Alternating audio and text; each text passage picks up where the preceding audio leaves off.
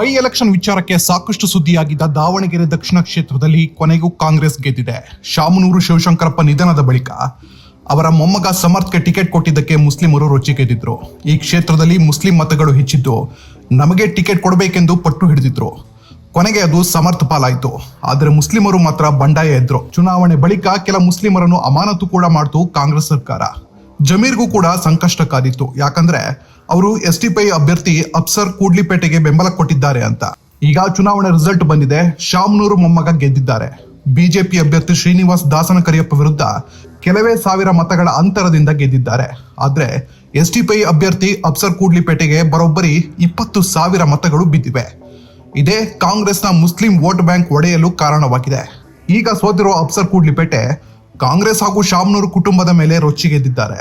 ಮತ ಎಣಿಕೆ ವೇಳೆ ಅಕ್ರಮ ನಡೆದಿದೆ. 3 ಸ್ಟ್ರಾಂಗ್ ರೂಮ್ ಕೀ ಇಲ್ಲ.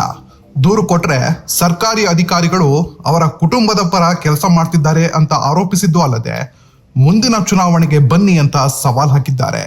ಈ ಸ್ವಾಭಿಮಾನದ ಚುನಾವಣೆಯನ್ನ ನಾನು ಏನು ಎದುರಿಸಿದ್ದೇನೆ, ನನ್ನ ಚೊಚ್ಚಲ ಚುನಾವಣೆ. ಈ ಚೊಚ್ಚಲ ಚುನಾವಣೆಯಲ್ಲಿ ನನಗೆ ಸುಮಾರು 18,975 ಸ್ವಾಭಿಮಾನಿ ಮತಗಳು ನನಗೇನು ಸಿಕ್ಕಿದೆ. ನಾನು ನಿಮ್ಮ ಮಾಧ್ಯಮಗಳ ಮುಖಾಂತರ ಈ ದಕ್ಷಿಣ ವಿಧಾನಸಭಾ ಕ್ಷೇತ್ರದ ಎಲ್ಲ ನನ್ನನ್ನು ಬೆಂಬಲಿಸಿರುವಂತಹ ಸ್ವಾಭಿಮಾನಿ ಮತದಾರರಿಗೆ ಹೃದಯದ ಅಂತರಾಳದಿಂದ ಧನ್ಯವಾದಗಳನ್ನು ಸಲ್ಲಿಸ್ತೇನೆ. ಮತ್ತು ಸ್ವಾಭಿಮಾನ ಇವತ್ತು ಗೆದ್ದಿದೆ.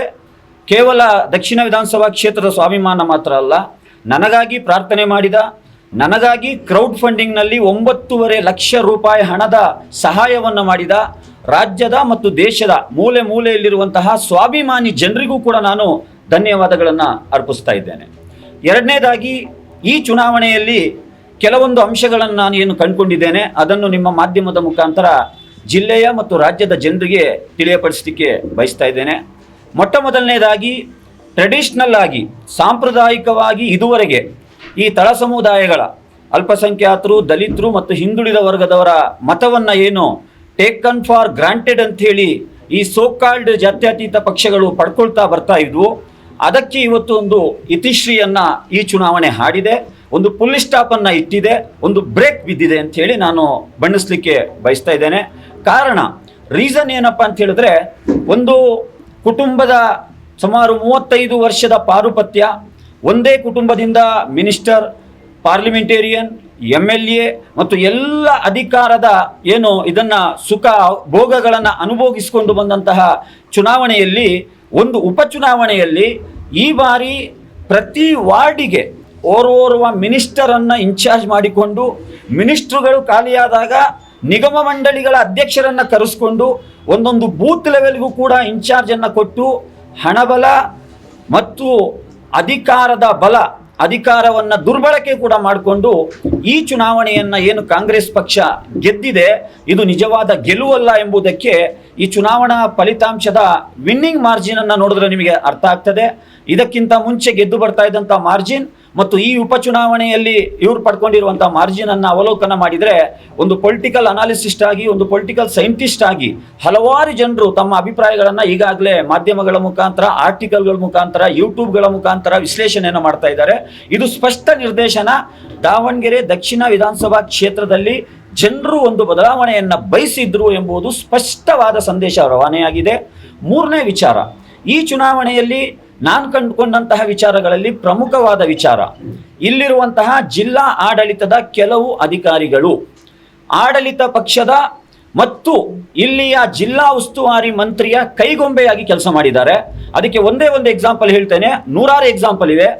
ಸಿಂಗಲ್ ಎಕ್ಸಾಂಪಲ್ ಏನಂದರೆ, ಚುನಾವಣೆಯ 48 ಅವರ್ಸ್ ಮುಂಚೆ ಆ ಕ್ಷೇತ್ರದಲ್ಲಿ ಅಭ್ಯರ್ಥಿಯನ್ನು ಹೊರತುಪಡಿಸಿ, ಆ ಕ್ಷೇತ್ರದ ಮತದಾರರನ್ನು ಹೊರತುಪಡಿಸಿ ಬೇರೆ ಯಾರಿಗೂ ಕೂಡ ಇರಲಿಕ್ಕೆ ನಮ್ಮ ಚುನಾವಣಾ ನೀತಿ ಸಮಿತಿಯಲ್ಲಿ ಅವಕಾಶ ಇಲ್ಲ. ಆದರೆ ಒಂದು ದಿನ ಮುಂಚೆ ಮತ್ತು ಸೇಮ್ ಡೇ ಚುನಾವಣೆ ನಡೆಯುವಂಥ ದಿನದಲ್ಲೂ ಕೂಡ SS ಮಲ್ಲಿಕಾರ್ಜುನ್ ರವರು ಜಿಲ್ಲಾ ಉಸ್ತುವಾರಿ ಮಂತ್ರಿಗಳು ಪ್ರತಿ ಬೂತಲ್ಲೂ ಕೂಡ ಅವರು ವಿಸಿಟ್ ಮಾಡ್ತಾ ಇದ್ರು. ಇದು ಕ್ಲಿಯರ್ ಆಗಿ, ಇದರ ಬಗ್ಗೆ ROಗೆ ಕಂಪ್ಲೇಂಟ್ ಮಾಡಿದ್ರು ಕೂಡ RO ಏನು ಹೇಳ್ತಾರಂದ್ರೆ, ಇಲ್ಲಿಯ SP ಏನು ಹೇಳ್ತಾರಂದ್ರೆ, ಅವರ ಲೊಕೇಶನ್ ಕಳಿಸ್ಕೊಡಿ ಅಂತೇಳಿ. ಓರ್ವ ಜಿಲ್ಲಾ ಉಸ್ತುವಾರಿ ಮಂತ್ರಿಯೊಟ್ಟಿಗೆ ಒಬ್ಬ ಪೊಲೀಸ್ ಕಾನ್ಸ್ಟೇಬಲ್ ಇರ್ತಾರೆ, ಅವರ GPS ಟ್ರ್ಯಾಕ್ ಆಗ್ತದೆ, ಇದನ್ನ ನಾವು ಕಳಿಸ್ಕೊಡ್ಬೇಕಾ SP ಗೆ ಎಂಬುದು ದೊಡ್ಡ ಯಕ್ಷ ಪ್ರಶ್ನೆ. ಹಾಗಾದ್ರೆ IPS ಮಾಡಿರುವಂತ IAS ಮಾಡಿರುವಂತ ಜಿಲ್ಲಾಧಿಕಾರಿಗಳು ಯಾರ ಪರವಾಗಿ ಕೆಲಸ ಮಾಡಿದ್ದಾರೆ? ಇದೊಂದು ಸಂಶಯ, ನನ್ನ ಮಾತಲ್ಲ, ಜನಮಾನಸದಲ್ಲಿ ಚರ್ಚೆಯಲ್ಲಿದೆ. ಒಂದೇ ಎಕ್ಸಾಂಪಲ್ ನಾನು ಹೇಳಿದ್ದು. ಇನ್ನು ಫೈನಲ್ ಡೇ ಇಲ್ಲಿ ನಡೆದಿರುವಂತಹ ಪ್ರಹಸನಗಳು. ಇವತ್ತು ಟೆಕ್ನಾಲಜಿ ಯುಗ. ಒಂದು ಉಪಗ್ರಹದ ಮುಖಾಂತರ ಭೂಮಿಯ ಯಾವುದೇ ಮೂಲೆಯಲ್ಲಿ ಒಂದು ಇರುವೆ ಹೋಗ್ತಾ ಇದ್ರು ಕೂಡ ವಿತಿನ್ ಎ ಫ್ರಿಕ್ಷನ್ ಅದರ ಫೋಟೋ ಕ್ಯಾಪ್ಚರ್ ಮಾಡಿ ಪಿಕ್ಚರ್ ಅನ್ನ ರವಾನೆ ಮಾಡುತ್ತೆ ಭೂಮಿಗೆ ಉಪಗ್ರಹ. 2 ಸ್ಟ್ರಾಂಗ್ ರೂಮಿನ ಕೀಗಳು ಕಾಣೆಯಾಗಿದೆ ಅಂತೇಳಿ, ಮೂರು ಸ್ಟ್ರಾಂಗ್ ರೂಮಿನ ಕೀಗಳು ಕಾಣೆಯಾಗಿದೆ ಅಂತೇಳಿ ಇವರು ಸಬೂಬ್ ಹೇಳ್ತಾರಲ್ಲ, ಇದು ಪ್ರಜಾಪ್ರಭುತ್ವದ ಅಣಕ. ಇದು ಒಂದು ಚುನಾವಣೆ ಮಾತ್ರ ಅಲ್ಲ, ಇದರಲ್ಲಿ ಬಹಳ ದೊಡ್ಡವಾದಂತಹ ಅವ್ಯವಹಾರ, ಚುನಾವಣಾ ಅಕ್ರಮ ನಡೆದಿದೆ. ನಾನು ಕೇಳ್ತಾ ಇದ್ದೇನೆ, ಸ್ಟೇಟ್ ಎಲೆಕ್ಷನ್ ಕಮಿಷನ್ ಮತ್ತು ನ್ಯಾಷನಲ್ ಎಲೆಕ್ಷನ್ ಕಮಿಷನ್, ಭಾರತೀಯ ಚುನಾವಣಾ ಆಯೋಗ ಈ ಬಗ್ಗೆ ಕೂಲಂಕುಷವಾದಂತಹ ಒಂದು ಸ್ವತಂತ್ರ ಏಜೆನ್ಸಿ ಮುಖಾಂತರ ತನಿಖೆ ನಡೆಸಬೇಕು. ಯಾಕಂದ್ರೆ ಕರ್ನಾಟಕದಲ್ಲಿ ಕಾಂಗ್ರೆಸ್ ಪಕ್ಷ ಆಡಳಿತದಲ್ಲಿದೆ. ಇಲ್ಲಿ ಕಾಂಗ್ರೆಸ್ ಪಕ್ಷದ ಆಡಳಿತದ ಏನು ಕುತಂತ್ರ ಮತ್ತು ಅವರ ಎಲ್ಲ ಅಧಿಕಾರದ ಬಲವನ್ನು ಉಪಯೋಗಿಸಿ ಇದನ್ನು ಮಾಡಿದ್ದಾರೆ. ಇದೊಂದು ದೊಡ್ಡ ವ್ಯವಹಾರ. ಒಂದು ವೇಳೆ ಕೀ ಕಳವಾಗಿದೆ ಅಂತ ಇಟ್ಕೊಳ್ಳುವ, ಏನು ಮಾಡಬೇಕಾಗಿತ್ತು ಇವರು? ಆಸ್ ಪರ್ ಪ್ರೊಸೀಜರ್ ಕೌಂಟಿಂಗ್ ಅನ್ನು ಸ್ಟಾಪ್ ಮಾಡಬೇಕಾಗಿತ್ತು.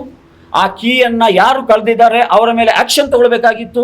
ನಂತರ ಪಬ್ಲಿಕ್ ನೋಟಿಫಿಕೇಶನ್ ಜಾರಿ ಮಾಡಬೇಕಾಗಿತ್ತು. ಎಲ್ಲ ಅಭ್ಯರ್ಥಿಗಳನ್ನು ಕರಿಬೇಕಾಗಿತ್ತು. ಅವರ ಸಮ್ಮುಖದಲ್ಲಿ ಏನು ಮಾಡಬೇಕಂತ ತೀರ್ಮಾನ ಮಾಡಬೇಕಾಗಿತ್ತು. As per democratic, as per ಪ್ರಜಾಪ್ರಭುತ್ವದ ವ್ಯವಸ್ಥೆ.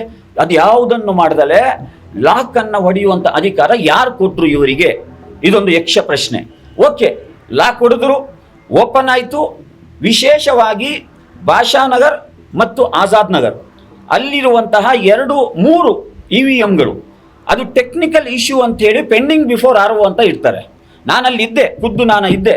ನಾನು ROಗೆ ಕೇಳ್ತೇನೆ, ಇದು ಏನು ಈ 280 ಬೂತಲ್ಲಿ ಈ 3-4 ಬೂತನ್ನೇ ಯಾಕೆ ಟೆಕ್ನಿಕಲ್ ಎರರ್ ಆಗಿದೆ, ಬಾಕಿ ಎಲ್ಲೂ ಯಾಕೆ ಆಗಲಿಲ್ಲ ಅಂತ ಕೇಳಿದೆ. ಅದು ನಮಗೆ ಗೊತ್ತಿಲ್ಲ. As per election commission guideline ಎಲ್ಲ ರಿಸಲ್ಟ್ ಡಿಕ್ಲೇರ್ ಆದಮೇಲೆ, ಅಂದರೆ ಎಲ್ಲ EVMಗಳ ಕೌಂಟಿಂಗ್ ಆದಮೇಲೆ ಲಾಸ್ಟಿಗೆ ನಾವು ಕೌಂಟ್ ಮಾಡ್ತೀವಿ ಅಂತ ಹೇಳ್ತಾರೆ. ಒಂದನೇದು ಬೀಗ ಹೊಡೆದಿರುವಂಥದ್ದು, ಎರಡನೇದು ಇದೇ 3 EVM ಅನ್ನು ಯಾಕೆ ಪೆಂಡಿಂಗ್ ಇಟ್ಟರು, ಅದು VVPAT ಕೌಂಟ್ ಮಾಡಿದೀವಿ ಅಂತ ಹೇಳ್ತಾ ಇದ್ದಾರೆ. ಹಾಗಾದರೆ ಆ ಬೀಗ ಯಾರ ಮನೆಯಲ್ಲಿದೆ? ಆ ಬೀಗ ಯಾರ ಜೇಬಿನಲ್ಲಿದೆ? ಆ ಬೀಗವನ್ನು ಯಾರು ಕಳವು ಮಾಡಿದ್ದು? ಒಂದು ವೇಳೆ ಕಳವಾಗುತ್ತಂತ ಹೇಳಿದ್ರೆ ಜಿಲ್ಲಾಧಿಕಾರಿಗಳು ರಾಜೀನಾಮೆ ಕೊಡಬೇಕು. ಯಾಕಂದ್ರೆ ಅವರ ಕಸ್ಟಡಿಯನ್ನು ಈ ಸ್ಟ್ರಾಂಗ್ ರೂಮಿನ ಕಸ್ಟೋಡಿಯನ್ ಜಿಲ್ಲಾಧಿಕಾರಿ. ಈ ಜಿಲ್ಲಾಧಿಕಾರಿಯಿಂದ ಇಷ್ಟು ದೊಡ್ಡ ಮಿಸ್ಟೇಕ್ ಆಗಲಿಕ್ಕೆ ಸಾಧ್ಯನೇ ಇಲ್ಲ. ಇದು ಕ್ಲಿಯರ್ ಆಗಿ ಅಧಿಕಾರದ ದುರ್ಬಳಕೆ ಮಾಡಿಕೊಂಡು, ನಾನು ಅಲ್ಲೇ ಸ್ಟೇಟ್ಮೆಂಟ್ ಕೊಟ್ಟೆ, ನನಗಾಗ 17,000 ಮತಗಳು ಬಂದಿತ್ತು 16th ರೌಂಡ್ ಕಂಪ್ಲೀಟ್ ಆದ ತಕ್ಷಣ. ನಾನು ಈ 3ಅನ್ನು ಈಗಲೇ ಓಪನ್ ಮಾಡಿ ಅಂತ ಡಿಮ್ಯಾಂಡ್ ಮಾಡಬೇಕಾದ್ರೆ EO ಹೇಳ್ತಾರೆ, RO ಪ್ರಾರಂಭ ದಿನದಿಂದಲೂ ಕೂಡ ಆಡಳಿತ ಪಕ್ಷದ ಕೈಗೊಂಬೆಯಾಗಿ ವರ್ತಿಸಿದ್ದಾರೆ. ಒಂದೇ ಎಕ್ಸಾಂಪಲ್ ಹೇಳ್ತೇನೆ, ನನ್ನ ಹತ್ರ 100 ಎಕ್ಸಾಂಪಲ್ಸ್ ಇದೆ. ಆದರೂ ಈ ಅನುಭವವನ್ನು ನಿಮ್ಮ ಪತ್ರಕರ್ತರ ಮುಂದೆ ಹಂಚಿಕೊಳ್ಳುವುದು ನನ್ನ ಕರ್ತವ್ಯ. ನಾನೊಬ್ಬ ಡೆಮೊಕ್ರೆಟಿಕಲ್ ವ್ಯವಸ್ಥೆಯಲ್ಲಿ, ಪ್ರಜಾಪ್ರಭುತ್ವ ವ್ಯವಸ್ಥೆಯಲ್ಲಿ, ಒಂದು ಸ್ವಾಭಿಮಾನಿ ಚುನಾವಣೆಯಲ್ಲಿದ್ದಾಗ ಈ ವಿಚಾರಗಳು ನಿಮಗೆ ಗೊತ್ತು ಮಾಡಿದರೆ ನೀವು ಮುಂದೆ ಇದಕ್ಕೆ ಜಾಗೃತಿ ವಹಿಸ್ತೀರಾ. RO ಚೇಂಬರಲ್ಲಿ ಆಲ್ ಪಾರ್ಟಿ ಕ್ಯಾಂಡಿಡೇಟ್ನ ಮೀಟಿಂಗ್ ಕರೀತಾರೆ. ಯಾವುದೋ ಒಂದು ವಿಚಾರಕ್ಕೆ ಚರ್ಚೆ ನಡೀತಾ ಇರ್ತದೆ. ಯಾರೋ ಒಬ್ಬ ನನ್ನ ಸಹೋದರ, ಅವನು ಕೂಡ ಒಂದು ಅಪೋನಿಯಂಟ್, ನನ್ನ ಪೊಲಿಟಿಕಲ್ ಅಪೋನಿಯಂಟ್, ಅವ್ರು ಏನೋ ಒಂದು ವಿಚಾರ ಕೇಳ್ತಾರೆ ROಗೆ, ಏಕವಚನದಲ್ಲಿ ಮಾತಾಡ್ತಾರೆ. RO ಯಾರು ಸರ್ ರಿಟರ್ನಿಂಗ್ ಆಫೀಸರ್ ಅಂತ ಹೇಳಿದ್ರೆ, ಏನು ಆಕಾಶದಿಂದ ಇಳಿದು ಬಂದಿದ್ದಾರೆ ಇವರು? ನಮ್ಮ ಪಬ್ಲಿಕ್ ಸರ್ವೆಂಟ್ ಅವರು, ಅವರಿಗೆ ಕೊಟ್ಟಿರುವಂಥ ಜವಾಬ್ದಾರಿ, ಯಾರು ಅಧಿಕಾರ ಕೊಟ್ಟು ಇವರು ಏಕವಚನದಲ್ಲಿ ಮಾತಾಡಲಿಕ್ಕೆ? ನಾನು ಅಲ್ಲೇ ಅಬ್ಜೆಕ್ಷನ್ ಮಾಡ್ತೇನೆ. ಆಗ ಅವ್ರು ಕೇಳ್ತಾರೆ, ಇಲ್ಲ ನಾನು ಏಕವಚನ ಮಾತಾಡಲಿಲ್ಲ, ನಾನು ಕನ್ನಡದ ಪಂಡಿತ, ಏಕವಚನ ಯಾವುದು ಬಹುವಚನ ಯಾವುದು ನನಗೂ ಕೂಡ ಏಕವಚನ ಮಾತಾಡ್ಲಿಕ್ಕೆ ಬರ್ತದೆ. ನಾನು ಕೂಡ ನಿಮಗೆ ಏಕವಚನದಲ್ಲಿ ಮಾತಾಡಿದರೆ ನಿಮ್ಮ ರೆಸ್ಪೆಕ್ಟ್ ಏನಿರ್ತದೆ, ನಿಮ್ಮ ಸ್ಥಾನಕ್ಕೆ ಬೆಲೆ ಏನಿರ್ತದೆ ಅಂತ ಕೇಳಬೇಕಾದ್ರೆ ಕರೆಕ್ಷನ್ ಮಾಡ್ಕೊಳ್ತಾರೆ. ಆ ಫಿಕ್ಷನ್ಗೆ ಕರೆಕ್ಷನ್ ಮಾಡ್ಕೊಳ್ತಾರೆ. ಆದರೆ ಇಲ್ಲಿರುವಂತಹ ಈ ವ್ಯವಸ್ಥೆ ಏನಾಗಿದೆ ಅಂತ ಹೇಳಿದ್ರೆ, ಇಲ್ಲಿರುವಂಥವ್ರು ಎಲ್ಲರನ್ನೂ ಇವರು ಏನು ಗುಲಾಮರಂತ ತಿಳ್ಕೊಂಡಿದ್ದಾರಾ? ಇದು ಪ್ರಜಾಪ್ರಭುತ್ವ. ಇಲ್ಲಿ ಪ್ರಜೆಗಳಿಗಿರುವಂಥ ಹಕ್ಕು ಬೇರೆ ಯಾರಿಗೂ ಇಲ್ಲ. ಅವನು MLA ಆಗಿರಲಿ, DC ಆಗಿರಲಿ, SP ಆಗಿರಲಿ, ಇವರಿಗೆಲ್ಲ ಸರ್ಕಾರದ ಖಜಾನೆಯಿಂದ ಸಂಬಳ ಕೊಡ್ತಾರೆ. ಅವರು ಸರ್ವೆಂಟ್ಸ್, ನಮ್ಮ ಸೇವೆ ಮಾಡಲಿಕ್ಕಿರುವಂಥವ್ರು. ಪುಕ್ಷಟೇನವ್ರು ಬಂದು ಕೂತಿಲ್ಲ DC ಆಗಿ, RO ಆಗಿ. ಈ ಒಂದು ಏನು ಮಾತನಾಡುವಂಥ ಒಂದು ಶೈಲಿ ಇದೆಯಲ್ಲ, ಇದು ಬಹಳ ನೋವು ತಂದಿದೆ ನನಗೆ.